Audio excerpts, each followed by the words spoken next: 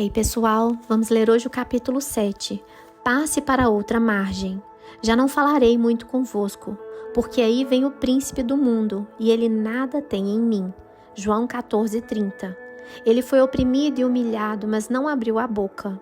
Como cordeiro foi levado ao matadouro, e como ovelha muda perante os seus tosqueadores, ele não abriu a boca. Isaías 53:7. Um dos momentos mais difíceis para disciplinar nossa mente, nossa língua, nosso humor e nossas atitudes é durante uma tempestade. Experimentamos tempestades de muitos níveis. Temos nossa fé testada e provada, e devemos aprender como nos comportar na tempestade. Versículos como os de João 14:30 e Isaías 53:7 sempre me deixaram confusa. Não tinha compreensão real da mensagem até que o Espírito Santo me revelou que se relacionavam com a língua e a tempestade. Quando Jesus estava experimentando a mais intensa pressão, ele decidiu que seria sábio não abrir a boca. Por quê? Creio que foi porque, em sua humanidade, Jesus teria sido tentado a fazer a mesma coisa que você e eu seríamos tentados a fazer. Ou seja, duvidar, questionar a Deus, murmurar, dizer alguma coisa negativa, etc. Até mesmo um crente maduro dirá coisas que não deveria, quando a pressão é intensa e dura muito tempo. Jesus é o Filho de Deus. Ele mesmo é Deus, mas veio na forma de um ser humano. O escritor de Hebreus 4:15 diz que ele foi tentado em todas as coisas à nossa semelhança, mas sem pecado. Quando Jesus enfrentou situações nas quais poderia ser tentado a dizer coisas infrutíferas, ele propositadamente decidiu que se calaria. Essa é uma decisão sábia para qualquer um tomar durante tempos de estresse. Ao invés de falar de emoções conflitantes ou sentimentos feridos, é sempre melhor aquietar-nos e permitir que a tempestade emocional se acalme. As bênçãos estão chegando. Naquele dia, sendo já tarde, disse-lhe Jesus: passemos para outra margem. Marcos 4:35. É sempre emocionante quando Jesus nos diz: vamos fazer uma coisa nova. Para mim, a frase passemos para outra margem equivale a dizer a promoção está chegando, ou as bênçãos estão a caminho, ou suba mais alto, ou qualquer outra palavra que o Senhor use para nos dizer que é hora de mudança. Tenho certeza de que os discípulos estavam animados em ver o que aconteceria no outro lado. O que eles não esperavam ou previam era uma violenta tempestade no caminho. A fé é para o meio. Ora, levantou-se grande temporal de vento, e as ondas se arremessavam contra o barco, de modo que o mesmo já estava a encher-se de água. E Jesus estava na popa, dormindo sobre o travesseiro. Eles o despertaram e lhe disseram: Mestre, não te importa que pereçamos? Marcos 4, versículos 37 e 38. Os discípulos provavelmente não estavam agitados no meio do caminho como estavam no início. Embora Deus frequentemente nos chame para um novo destino, quase sempre Ele não nos deixa saber o que vai acontecer no caminho. Abandonamos a segurança de onde estamos e partimos para as bênçãos da outra margem. Mas é no meio que geralmente ocorrem as tempestades. O meio é geralmente um lugar de teste. A tempestade estava com força total e Jesus estava dormindo. Isso soa familiar? Você já passou por momentos em que sentiu que estava afundando rapidamente e Jesus estava dormindo? Você orou e não ouviu nada de Deus? Passou tempo com Ele e tentou sentir sua presença e ainda assim você não sentiu nada? Buscou uma resposta e, apesar de ter lutado tanto contra o vento e as ondas, a tempestade ficou ainda mais violenta e você ficou sem saber o que fazer? Às vezes nos referimos a essas estações como a meia-noite ou a noite negra da alma. A tempestade na qual os discípulos se encontravam não era uma chuvinha de abril ou uma inofensiva tempestade de verão, mas um verdadeiro furacão. As ondas não estavam indo e vindo calmamente, mas chicoteavam o barco com tanta fúria a ponto de rapidamente enchê-lo de água. Só isso já seria o suficiente para assustar qualquer um. É em momentos assim, quando o barco parece que vai afundar conosco, que devemos usar nossa fé.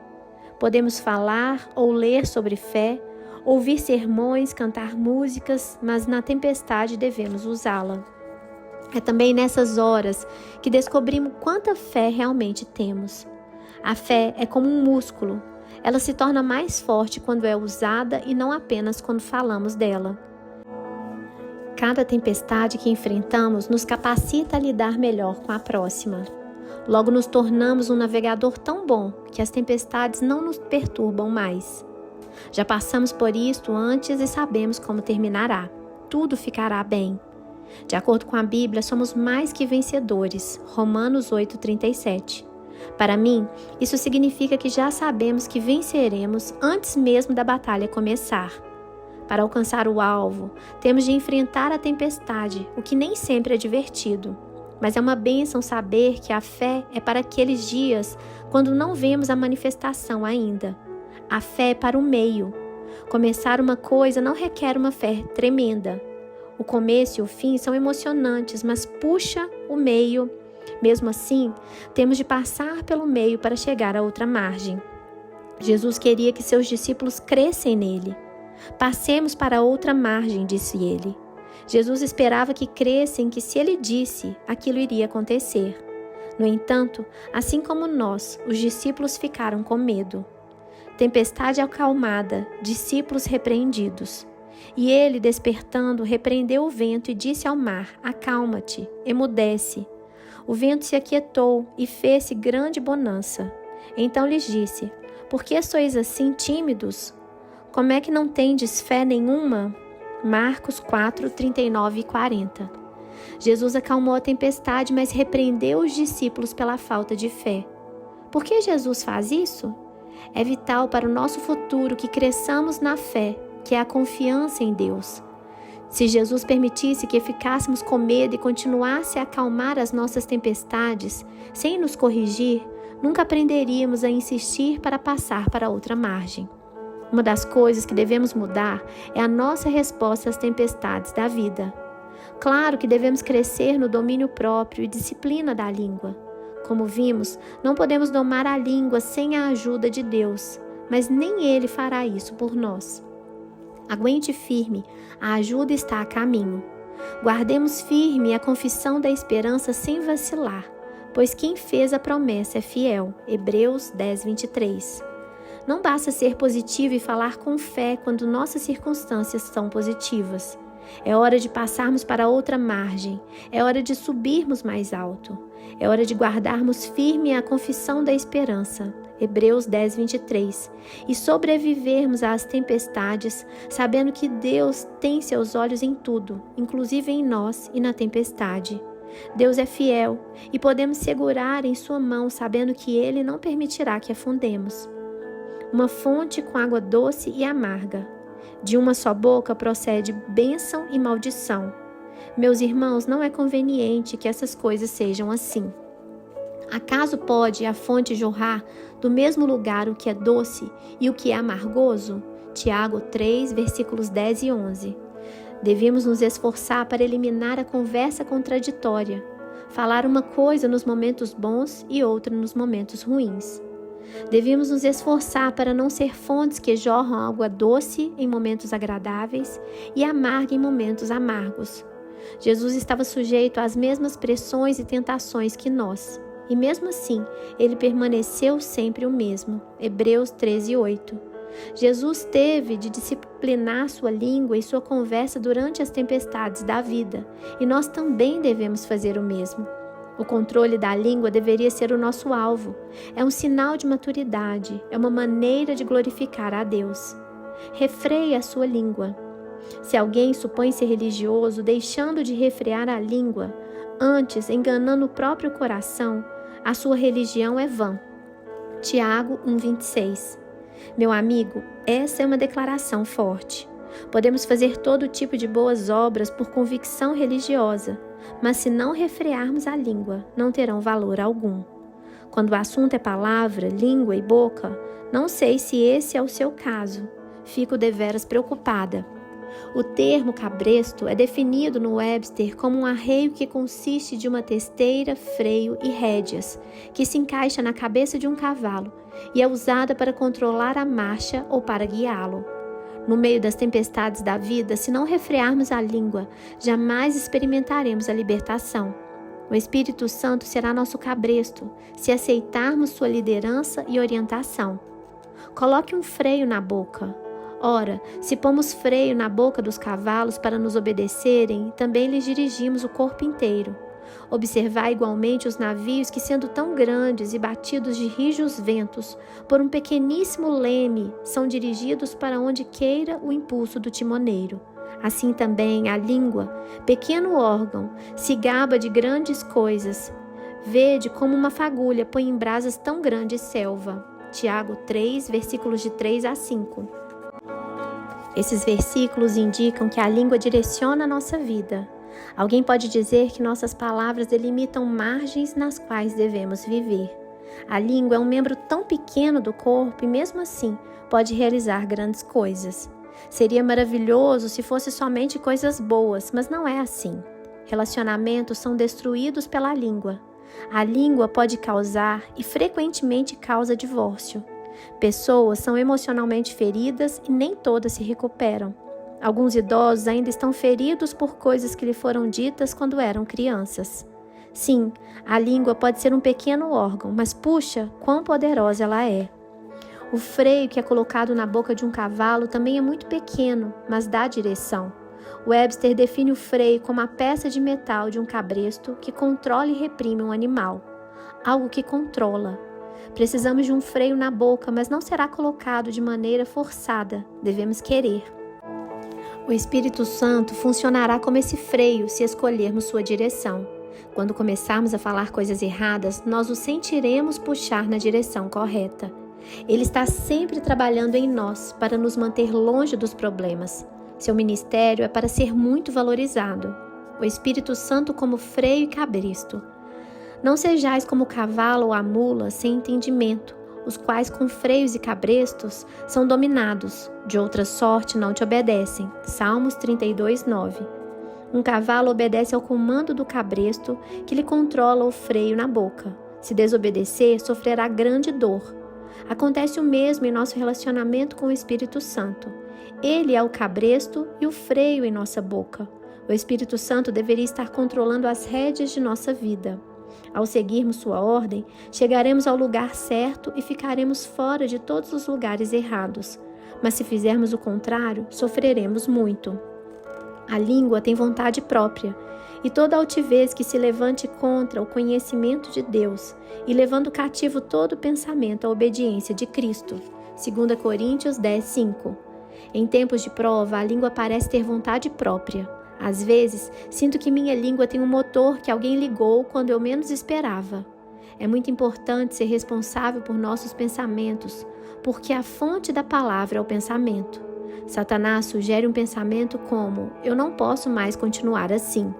O que vai acontecer depois, já sabemos. A língua dispara e verbaliza o pensamento. Como o problema começa na mente, a solução deve estar lá também. Devemos levar todo pensamento cativo à obediência de Cristo. Devemos lançar fora as imaginações erradas. 2 Coríntios 10, 5. A mente é o campo de batalha e deve ser renovada completamente para experimentar a boa vontade de Deus. Romanos 12, versículos 1 e 2. A boca nunca será controlada a menos que a mente seja controlada. Por falar em controle da mente, é interessante observar que pessoas que fazem bruxaria buscam controlar os pensamentos de outras pessoas. Aprender a projetar pensamentos errados em direção a pessoas inocentes é uma das prioridades delas. O que eu concluo disso é que Satanás quer controlar nossa mente. O Espírito Santo também quer controlar nossa mente, mas ele nunca nos força, é nossa escolha. Ele nos guia na direção certa e nos revela os pensamentos errados. Por isso, devemos escolher lançar fora o pensamento errado e pensar em alguma coisa que produzirá bom fruto, como somos instruídos em Filipenses 4:8. Finalmente, irmãos, tudo que é verdadeiro, tudo que é respeitável, tudo que é justo, tudo que é puro, tudo que é amável, tudo que é de boa fama, se alguma virtude há, se algum louvor existe, seja isso que ocupe o vosso pensamento.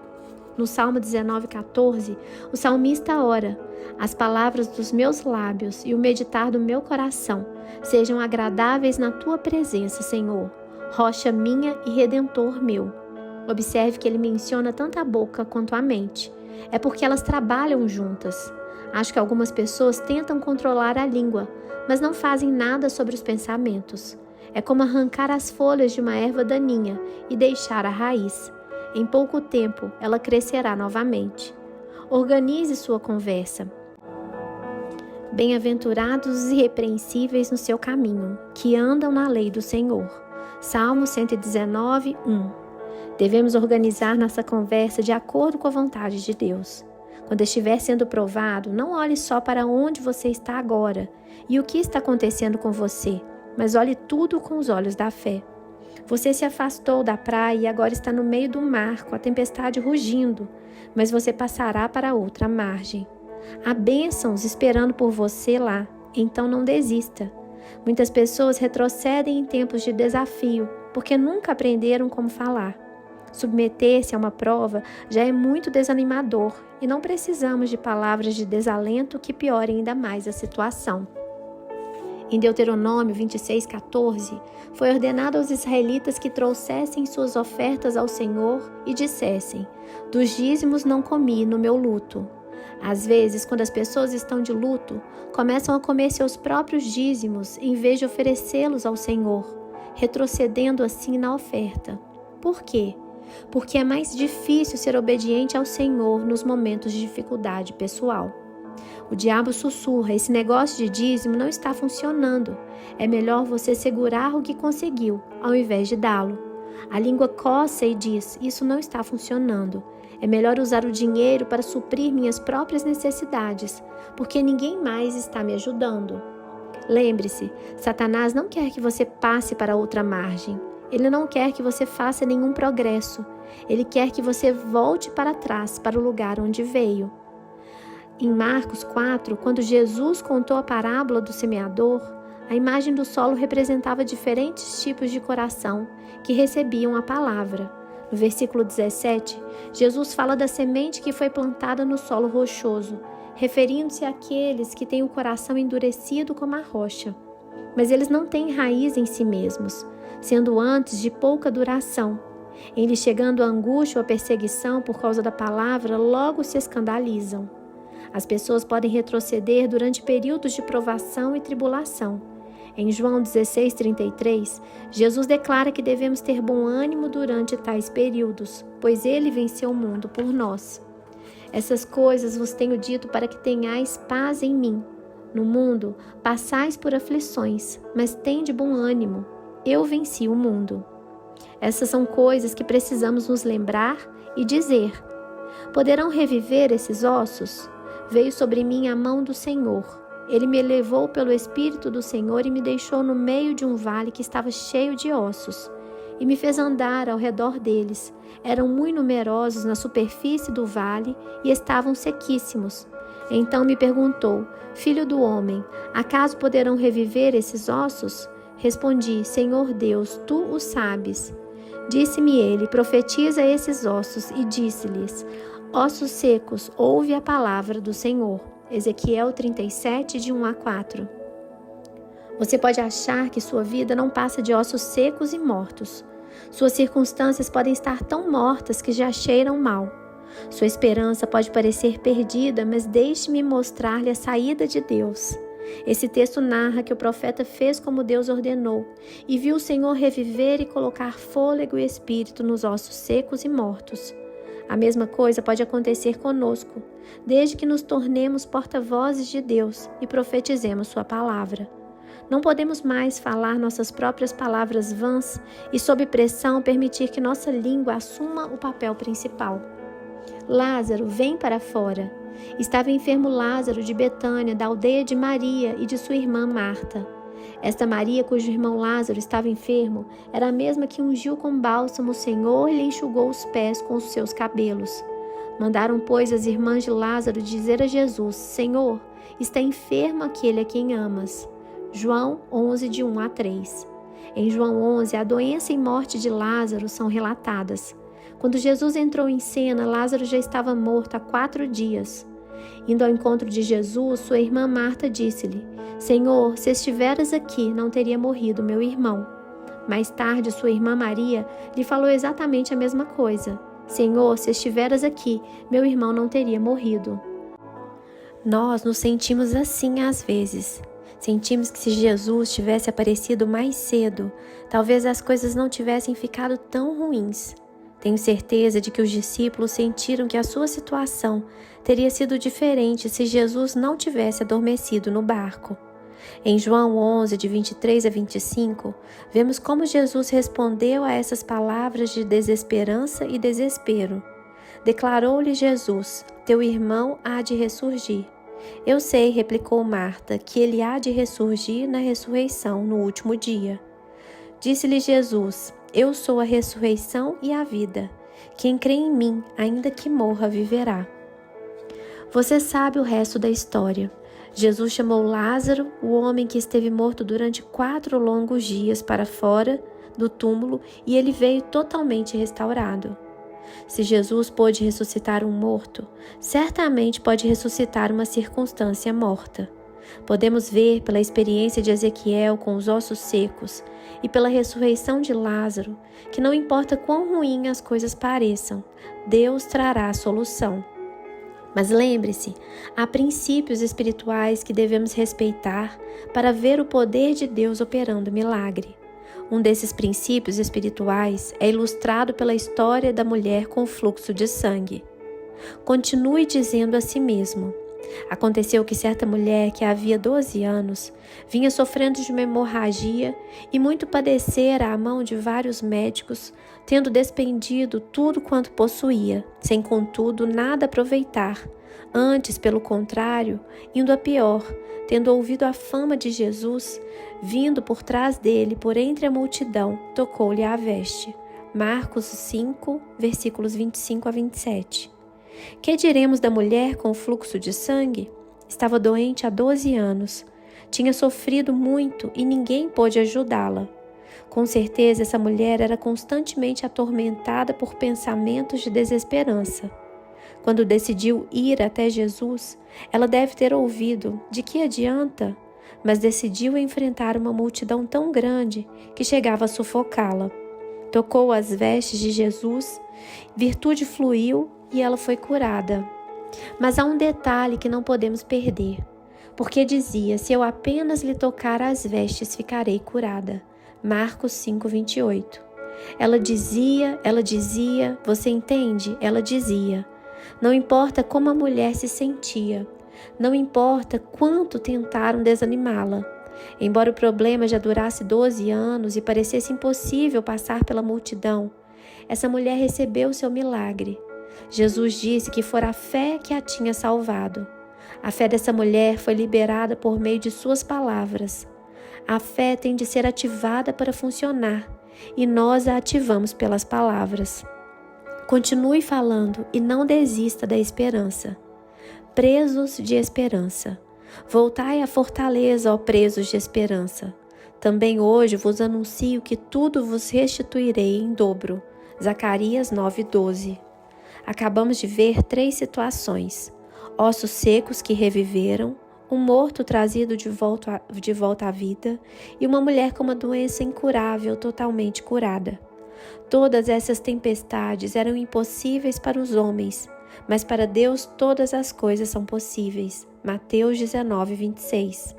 Recentemente, durante uma tempestade, o Espírito Santo me levou a esse versículo em Zacarias, o qual nunca tinha visto antes. Foi como se o tivesse escondido como um tesouro, só aguardando a hora em que eu realmente precisasse dele. Como presos de esperança, devemos ser cheios de esperança. Devemos pensar esperança e devemos falar esperança. Esperança é o fundamento no qual a fé se apoia.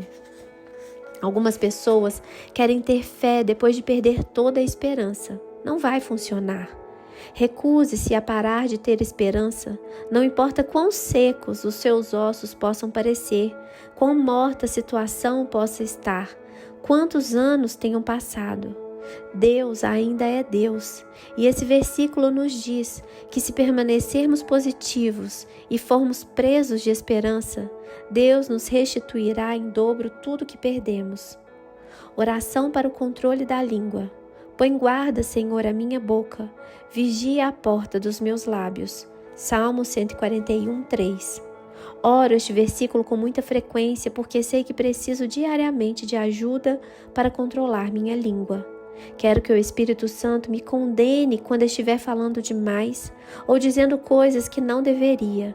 Quando estiver falando negativamente, quando estiver murmurando, quando for ríspida ou falar qualquer outro tipo de má conversação. Qualquer coisa que ofenda a Deus precisa ser eliminada de nossas conversas. É por isso que devemos orar continuamente. Põe guarda, Senhor, a minha boca. Vigia a porta dos meus lábios. Outro versículo importante sobre este assunto está no Salmo 17, 3. A minha boca não transgride. Como disse anteriormente, temos de nos propor a fazer a coisa certa nessa área. Tudo quanto fizermos pela fé deve ser feito com um propósito. Disciplina é uma escolha. Lógico que não é fácil, mas começa com uma decisão. Quando estamos passando para o outro lado e de repente nos encontramos no meio da viagem, em uma violenta tempestade, temos de nos propor a não transgredir com a boca. É quando devemos orar esse versículo. Outro versículo que oro regularmente é o Salmo 19, 14. As palavras dos meus lábios e o meditar do meu coração sejam agradáveis na tua presença, Senhor, rocha minha e redentor meu. Ore a palavra. Nada chama tão rápido a atenção de Deus. É a sua palavra que contém o poder do Espírito Santo. Permita que esses versículos sejam um clamor do seu coração. Seja sincero em seu desejo de ganhar a vitória nessa área. E enquanto busca a Deus, você vai notar que está mudando. Isso é o que o Senhor tem feito por mim. E Ele não faz acepção de pessoas. Todos aqueles que obedecem aos mandamentos de Deus recebem o cumprimento de suas promessas. Ore essa oração de compromisso para exercer controle sobre a língua.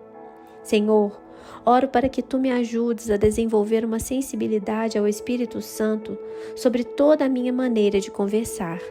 Não quero ser teimoso como um cavalo ou mula que só obedece ao toque do cabresto ou freio. Quero me mover em Tua direção apenas com um leve toque Teu. Durante as tempestades da vida, enquanto estiver passando para outra margem, peço Tua ajuda. Preciso sempre da Tua ajuda, Senhor, mas esses períodos são períodos de tentação.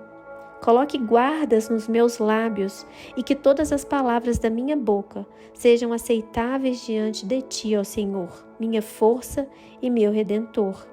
Em nome de Jesus eu oro. Amém. Que Deus abençoe você. Até o próximo capítulo.